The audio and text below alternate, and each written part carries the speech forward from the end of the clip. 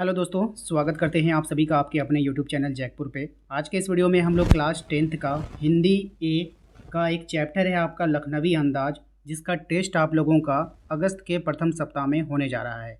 इसका आज के इस वीडियो में हम लोग सब्जेक्टिव सभी क्वेश्चनों को देखेंगे जो महत्वपूर्ण होगा आपके टेस्ट एग्ज़ाम के लिए। और इसी तरह यही सिलेबस आपका रहने वाला है अर्धवार्षिक परीक्षा में भी, और यही सिलेबस आपका रहने वाला है फाइनल एग्ज़ाम में भी। तो आज का जो क्वेश्चन आंसर है इसको आप लोग पूरा देखो। अगर आप नोट कर सकते हो तो नोट कर लेना अपने कॉपी पे, और इसको याद कर लेना कि यहाँ से आप लोगों का फाइनल एग्जाम में भी क्वेश्चन देखने को मिलेगा। तो वीडियो काफ़ी इंपॉर्टेंट है, शुरू से लेकर अंत तक बने रहना है। यदि आप हमारे चैनल पे पहली बार आए हैं तो बार बार हम कहते हैं आप लोग चैनल को सब्सक्राइब कर लो, ठीक है। ब्लैक कलर का नीचे में सब्सक्राइब का बटन होगा, उसको दबाइए। लेकिन उसको दबाने से काम नहीं चलेगा, उसको दबाने के बाद एक घंटी आएगा, घंटी पे जैसे ही आप क्लिक करोगे आपको ऑल लिखा आएगा, तो ऑल पे क्लिक करना है। ALL ऑल लिखा होगा, उस पर अगर आप क्लिक नहीं करोगे तो आपको पता ही नहीं चलेगा कि आपका क्लास हो रहा है। शाम को लाइव क्लास होता है, लाइव क्लास में भी ज्वाइन कीजिए। बहुत अच्छी तैयारी चल रही है आप लोगों की, ठीक है। तो चलिए शुरू करते हैं, देखते हैं क्या है हमारा आज का पहला सवाल।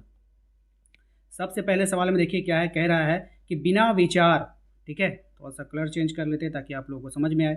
बिना विचार घटना और पात्रों की भी क्या कहानी लिखी जा सकती है? यशपाल के इस विचार से आप कहाँ तक सहमत हैं? यानी सीधा सीधा इसका कहने का मतलब है कि मतलब आप कोई कहानी लिख रहे हो, आप सोचो मत, बस लिखते चलो लिखते चलो, विचार मन में नहीं आना चाहिए। ऐसा हो सकता है क्या? नहीं हो सकता। कहानी में पात्र, पात्र का मतलब होता है जैसे कोई लड़का है, कोई लड़की है, कोई दुकानदार है, तो कहानी में तो आएगा ना भाई, कोई ना कोई तो किरदार होगा, कोई तो हीरो होगा, कोई तो हीरोइन होगी, कोई तो गुंडा होगा, कोई तो मवाली होगा। तो अगर भाई पात्र नहीं होंगे तो कहानी हम लोग लिखेंगे कैसे? तो इसी बात को यहाँ पे कहा जा रहा है कि बिना विचार और पात्रों के भी क्या कहानी लिखी जा सकती है? यशपाल के इस विचार से आप कहाँ तक सहमत हैं? चलिए इसके आंसर को देख लेते हैं। देखिए इसके आंसर में आपको लिखना है यहाँ पर, ठीक है, आंसर में आपको लिखना है कि हमारे विचार से घटना और पात्रों के बिना कहानी नहीं लिखी जा सकती है। सीधी सी बात है भाई, हमारे विचार से नहीं लिखी जा सकती है, ठीक है। इसके बाद आपको लिखना है ये कहानी आवश्यक तत्व होते हैं, ये कहानी के आवश्यक तत्व होते हैं, यानी कि भाई मेन पॉइंट होता है ये कहानी का, ठीक है। इसके बिना तो कहानी लिख ही नहीं सकते। जब तक कहानी विचार नहीं आएगा कहानी बन नहीं सकती है ना। जब तक हम सोचेंगे नहीं भाई तो कहानी बनेगी कैसे? बोलो, बनेगी? नहीं बनेगी।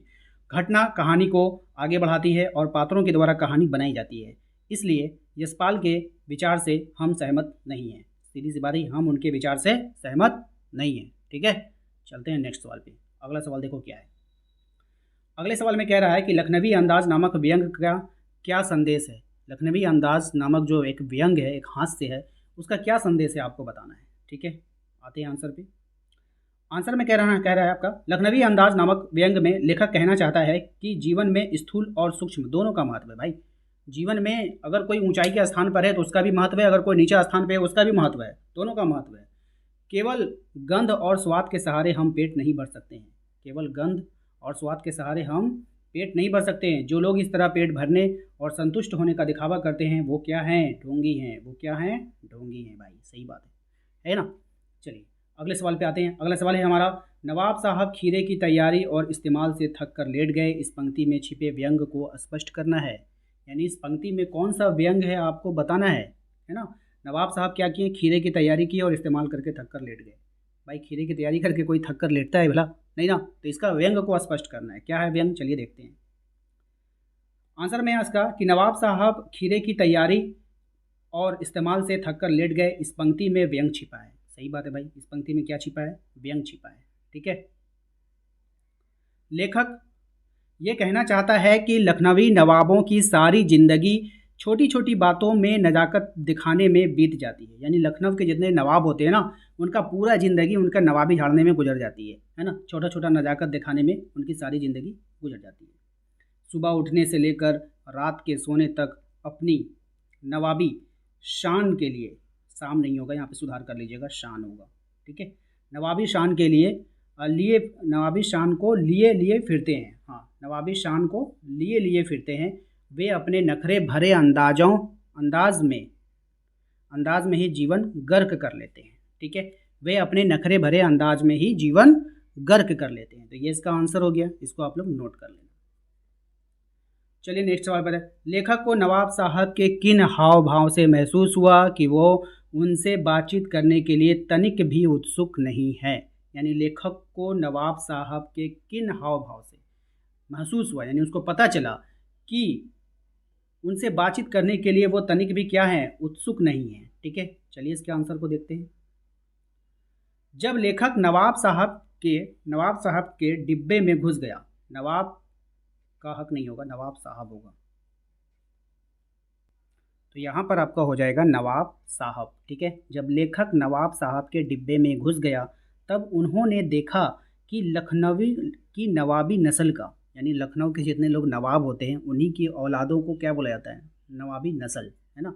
लखनवी की नवाबी नस्ल का एक सफ़ेद पोश सज्जन, या सफ़ेद पोश का मतलब उनका जो कुर्ता पजामा होगा वो सफ़ेद होगा। ठीक है, सफ़ेद पोश सज्जन पालथी मार बैठा है। अब वो सीट पर क्या किया है, पालथी मार के बैठ गया है। ठीक है, अब मान के चलिए ये सीट है तो आधे सीट पे उसी का कब्जा जमा हुआ है ना। तो पालथी मारकर बैठा है।